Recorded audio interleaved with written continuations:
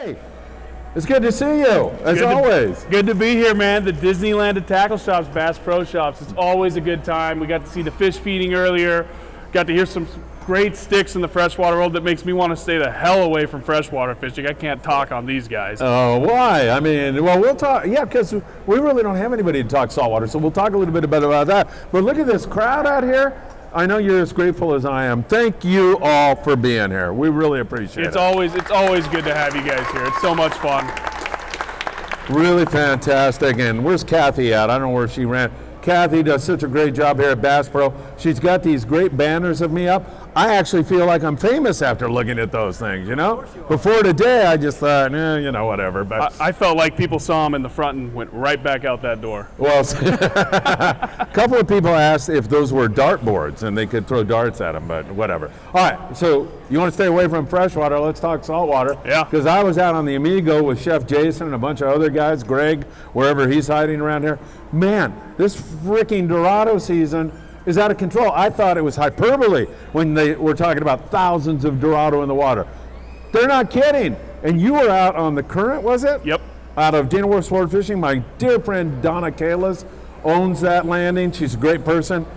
What'd you see? What was it like? You know what? And Pete kind of got into it with dock talk. And it's the same with saltwater fishing. You hear all this dock talk, and it's always, you should have been there. You're never on the boat where you were there and you tell someone you should have been there. This fishing that's going on right now is the you should have been there every single day. I remember first hearing it from Tino, who said it's the most Dorado he's ever seen in his life. He lived in Puerto Vallarta for 4 years and hadn't seen anything like it. I went out there on the Current with Brandon and Austin out of Dana Wharf Sports Fishing, and you should have been there. It was amazing. It was like we were fishing in an aquarium. There was 50 Dorado around the boat that just stayed with us for about 3 hours. We had 41 Dorado on our first stop. And there was one thing I saw that I've never seen Dorado do, and that was school up and start porpoising after bait. It was amazing. And some of these Dorado, man, they're shooting out of the water like a bullet, and they're like 6 feet. They look like dolphin. It was amazing to see those things flying across the water like that. They're so colorful. They're acrobatic. They're great to eat. What's not to like? And it's just amazing. So we got called in on a kelp. We were on the Amigo. We were having great fishing. But Jeff Markland on the Thunderbird was on a kelp ahead of us, and they have a code group. A code group, in case you don't know, is boats that work together. Some guys are in the code group, and some guys are out of the code group. So they just work with their guys that have treated them well in the past, guys they can depend on, blah, blah, blah, blah, blah. Jeff Markland and the Amigo with Mark Paisano Jr., they're in a code group together with several other boats. He calls us in on this kelp, and literally I could see the kelp 1,000 yards in front of us, and I looked down in the water, and there's free swimming Dorado, and at that point you just know this is going to be insanity, because now you've got all these fish here, and you know that kelp's holding, and it was every bit of that, biting the 60-pound. Even Chef Jason over here, he even caught, how many did you catch? At least one, right? Yeah, no, he had a limit of fish, like boom, and yeah, exactly. He just bounced them on the grill. Yeah, and then started cooking them right away. So incredible sights out there right now. And do you think that Tropical Storm K is going to have an adverse effect on it, no effect, or a positive effect? Take a guess. I think it's going to be positive. I think the Dorado's going to stick around a lot longer now with all that warm water getting pushed up. I don't know. I think there's a second hurricane making landfall in Cabo that's going to push even more warm water up here. And if fishing stays the way it's been, I think we're going to see wahoo. I think we're going to see some Southern California wahoo caught this year. That wouldn't surprise me. And of course, one thing that blue marlin and black marlin like to snack on is Dorado. Oh yeah. So that may very well be in the future. We're in uncharted waters now. Of course, I was the guy who predicted albacore this year. And for those of you who don't know, albacore are a cooler water species. So all it takes is me is to predict a cooler water year, and we've got the best tropical warm water year we've ever seen. The hottest water we've ever seen. Exactly. It's crazy. We're in uncharted waters, especially, I mean, it's been since 1997 when a hurricane named Nora had any effect on Southern California. This latest tropical storm, when it got up here, was a TS. It's the first time in many, many decades that we've had it. That just adds to the enigma, the mystery. Who knows what's going to happen? It's crazy, and what's even crazier about it is you don't hear much about the bluefin fishing that's going on because of all the Dorado we have going on. But the bluefin tuna fishing right now is just as good. It's still as good, and there's some giant fish being caught. It's amazing right now. Yeah, so there's several different zones. Did you see any bluefin when you were out? We did not. We did run into some yellowfin out there. The yellowfin have been traveling with the porpoises. A lot of times when you have this warm water that comes in and you're Dorado fishing, if you see a pod of dolphin, those yellowfin tuna like to pair up with them and feed with them. And you can troll feathers over a big pot of dolphin and get your yellowfin that way. You can also catch them on whales. Many times you'll find a lot of fish on whales. But yeah, he mentioned bluefin tuna fishing up there near San Clemente Island. That's been mostly a nighttime bite. And so you're fishing with knife jigs, you're fishing with flat falls. However, on the Royal Polaris just the other day, they started rigging torpedo sinkers with assist hooks. So a torpedo sinker, right? Not a $50 fancy knife jig. And they caught 40 bluefin, giant bluefin, by fishing torpedo sinkers with a couple of hooks on it. So everybody that says bluefin tuna are really smart, like they can add 2 + 2. I've never seen a bluefin that can do that. But I don't know how smart they are anymore because they're biting sinkers. Yeah, they're eating lead. That's insane. We went out, I want to say 3 weeks ago with my good friend Travis Strainer, and he's in one of those code groups, and these guys put us on the fish. It was his private boat. We ended up with, it was had to be their fishing trip, but we got a fish that was 190 pounds. We got 2 fish over 100. We had an 80-pounder and a 40-pound bluefin. And at the end of the day, one of the 100-pounders came on bass gear throwing a popper. This guy was throwing a popper on a Dorado. We fought that fish for 2 hours, and during the 2 hours we were fighting that fish, we got all our 130-pound rods up in the racks, and there is football fields of foamers for miles all around us, and I'm going, cut it off, just cut it off, we'll go get them on the 130-pound, screw the bass gear. And then we ended up getting that fish, and by the time we all took turns fighting this thing, and it kicked our butts. And once we got it on board, we were like, let's just go home. We were done. You'd had enough? Yeah, we had enough. We were beat. What's going to enter into the picture as far as I'm concerned, you referenced it a moment ago, but yellowfin tuna, they're moving in, we're seeing them. I don't know what it is about fish, but when they first move into an area, they kind of have to acclimate. So I don't know, if the yellowfin tuna come across the border, they have to learn English for a little while. It takes them a little while, new environment and everything. Maybe it's that, I don't know. But they do have to acclimate to their new environment. They have to get comfortable. There has to be a food source. The water temperature has to be right, or they're out of here. And that's why you'll fish edges of water temperature. So let's say you have 72-degree water bumping into 68-degree water. So those fish are going to bounce into that 68 and go, too cold, don't like it, and they're going to bounce over into that 72-degree water, and that's where you're going to find them. So those fish are just starting to get comfortable, and I think you're going to see San Diego in the next week or so go crazy on yellowfin, and perhaps up here near Catalina. We saw them on the Amigo. There was a lot of fish. Yeah, and it's more of that football size, right? Correct. And now, have you ever seen it around here in SoCal where you catch those yellowfin with the big sickles on them? Maybe a few, not that many. It's mainly like mostly smaller grade, like 8 to 50 pounds. Right. Do you think that could be a possibility this year? Sure. Everything. The book's out the window. It really is. With tropical storms and more Dorado than we've ever seen, I don't know what's going to happen. I just know it's going to be fascinating. Right. Other than that, any other predictions? Yeah. You want my predictions? Yes. My advice is, when you hear a prediction from me, run the other way. Okay. Yeah. I just think it's going to get wild. I really do. The only thing that can turn this thing around are some Arctic generated storms, which bring cold weather down and cold, rainy weather and reduced water temperature, where those fish say, man, I am going to Mexico Lindo right now for my summertime because this is getting too cold up here. Yeah. And so other than that, this thing should just keep going. I think wahoo's a possibility, blue marlin. You will see a short-billed spearfish or two caught on this side of the border pretty darn soon. Those show up in tropical seasons. It's just going to get absolutely crazy. And I still think half-day boats are going to be catching yellowfin tuna here out of San Pedro and other areas. There's already Dorado now up there in the Channel Islands. And that stuff, if it keeps going, Chef Jason said it's going to be in San Francisco here pretty soon. So it's really getting crazy. I think the last time that these half-day boats were catching yellowfin tuna. You did that Lakers trip, right, with Kobe and. Yeah, that's right.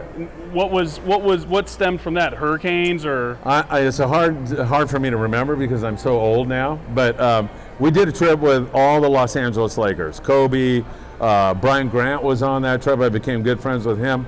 Was Bishaw on that trip? I think Bishaw was on that. Luke Walton was on that. Yeah, Luke Walton was there. Brian Shaw. There's a funny bit between Brian Grant and Kobe. Yeah, what? I can't remember.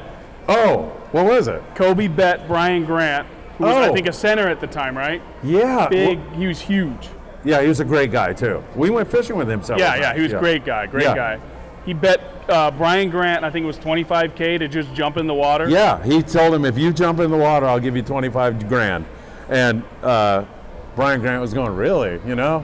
I go, can I get in on that? You know, I don't have the money you guys have. I'll do it without a life jacket. I don't care. How many years ago was that? I was young.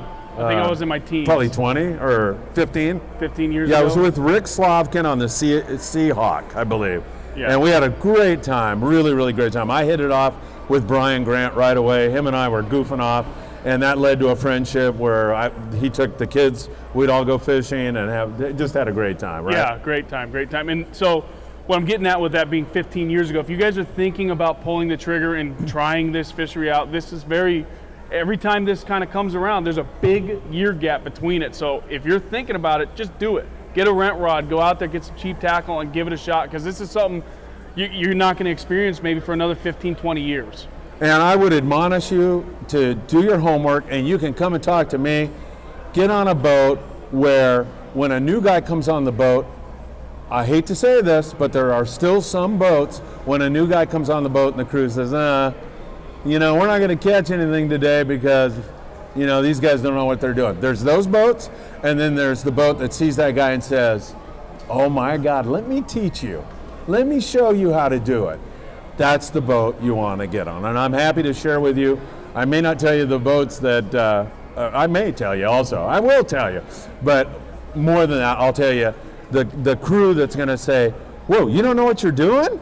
Beautiful, man. I want to teach you my passion, like Pete was talking about, or anybody else who guides, who really has it in their heart, that they want to teach you. And that's so important, because you can get a bad experience by going on one of those other type of boats. 100%. And the good thing about new people that come out that don't know how to fish, there's no bad habits made. So you guys are pretty moldable and easy to come across. And he's absolutely right. There are boats that will not help you out. And your charters, you're kind of going with some of the better boats in the industry. The best boats in the 100%. We don't do our charters. We don't do them on boats that are that way. And I'm there.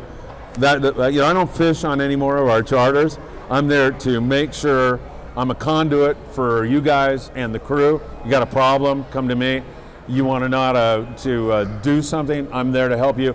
And more important than anything, I'm there to shoot video and photos, so that when you go home, you've got a memory, because nobody wants to do that.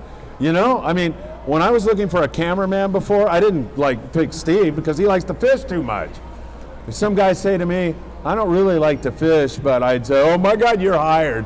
Yeah, because guys that like to fish are never going to want to pick up the camera. Well, I've been doing this for 60 years, probably, since I was 5. So I've been doing it a long time. Caught a lot of fish. I still enjoy fishing with my kids when we're alone, but now I want to capture the moment for you. So I'm happy to do that. And it makes me thrilled when somebody says, man, I get to show this to my grandkids, or I get to show it to whoever. It's great. Yeah, and the wonders fishing does. It's doing great things for the real warriors. I've been on a couple of those vet trips. You got to get away from this city. You got to get out there and enjoy the outdoors. And there's a lot of research and stuff that's gone into it that really shows that it grounds you, and it kind of gets you that psychiatric treatment you need. And it's just it's a love of the outdoors. Yeah, so you definitely need psychiatric treatment. I'm glad you brought that up. Yeah, I was raised by him, so of course I do. He hasn't gotten over the trauma of that quite yet, but hopefully one of these days. Yeah, these are, people say the good old days. These are the good old days. We're in them right now. Yeah. It's the fishing right now. I went from catching cow tuna to limits of Dorado, and that's unheard of in SoCal. I can't believe it was 15 minutes out of Dana, or 15 miles out of Dana Point catching limits of Dorado. Do you have a question?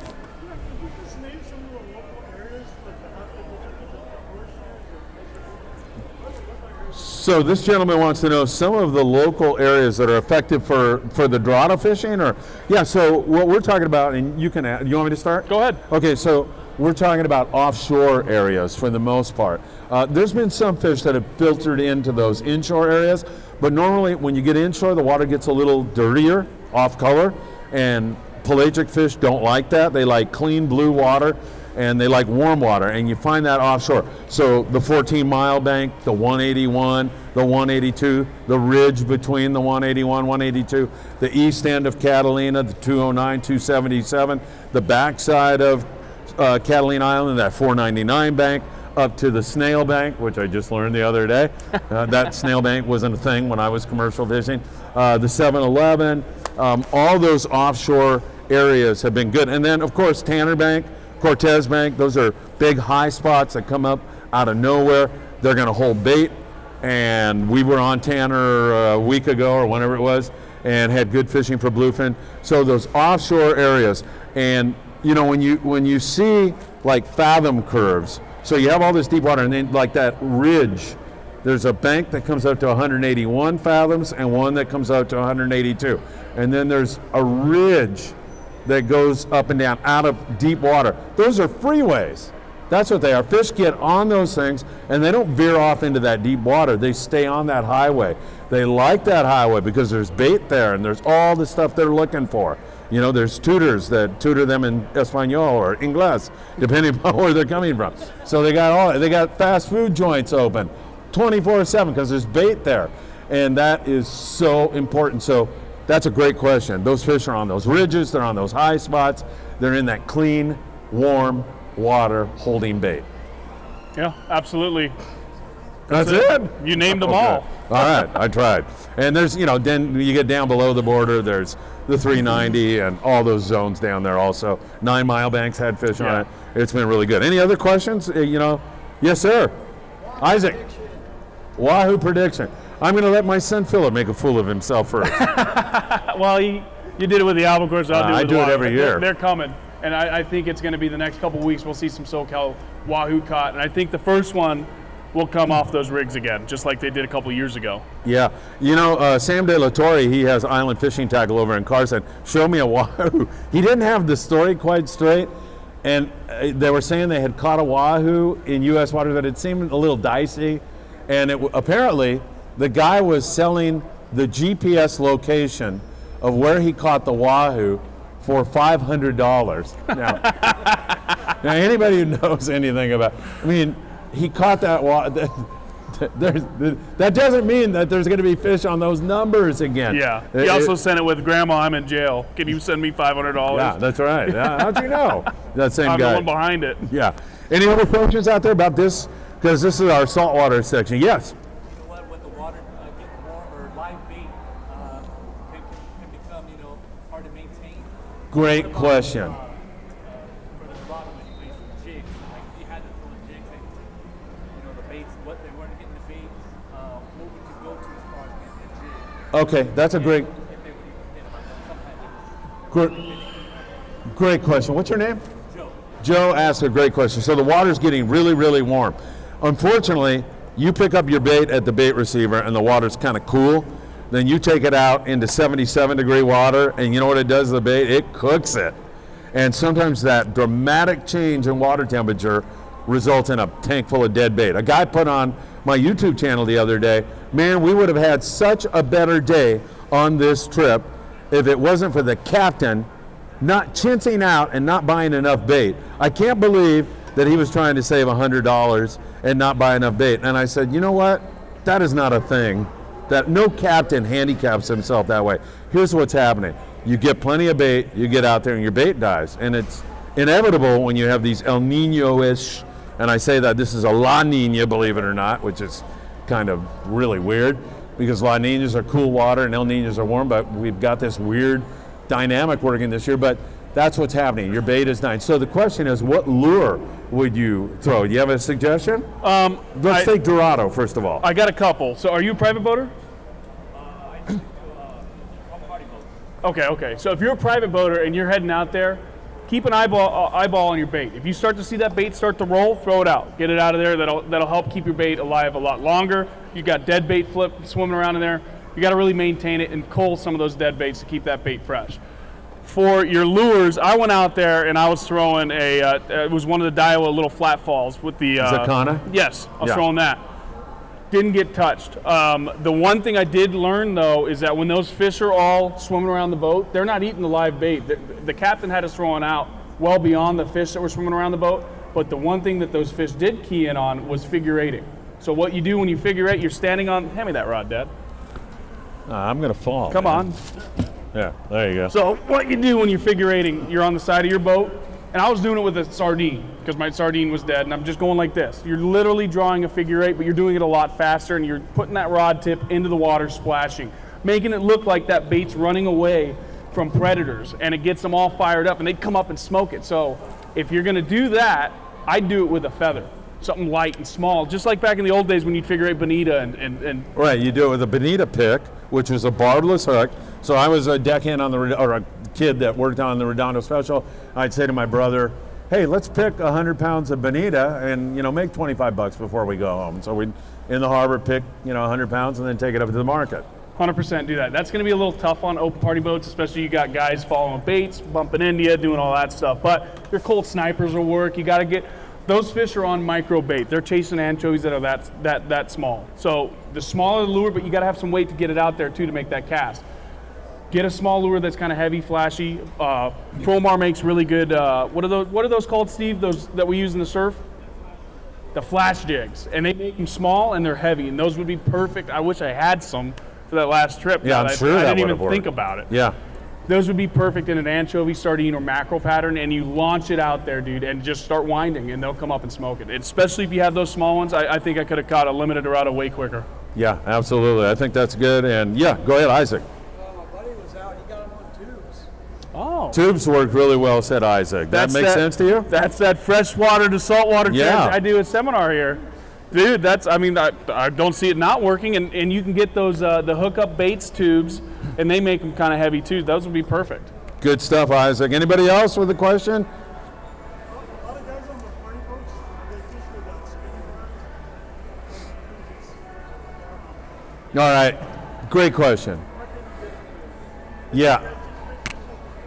So the question is, a lot of guys will fish spinning reels on a sport boat, and they get like the crew like, oh my God, spinning, oh my, you know what? We got to get rid of that stigma because we're the only place in the United States that has that. Florida, everybody's fishing spinning reels. I mean, you look at Daiwa's products in terms of spinning reels, you can get 40 pounds of drag, which if you go to that, you're getting pulled over. I mean, you can get tons of drag. Spinning reels are not like grandpa's spinning reels anymore. They are a whole different animal. They're great. And to be perfectly honest with you, I can stand next to a guy with a spinning reel and he's going to outcast me. And probably within about 15 minutes of being taught, that gal or guy is going to outcast me. So I don't, this BS about, oh, you're cheating or it's silly, isn't it? It's really silly, but I got that West Coast culture in me. I know. I can't. That's why you need psychiatric help. I told you. It. But there really isn't. I mean, I follow some guys that fish in Australia, and they're fishing GTs, and these things are monsters. And they're pulling on them and ripping them right into the reefs and getting them out.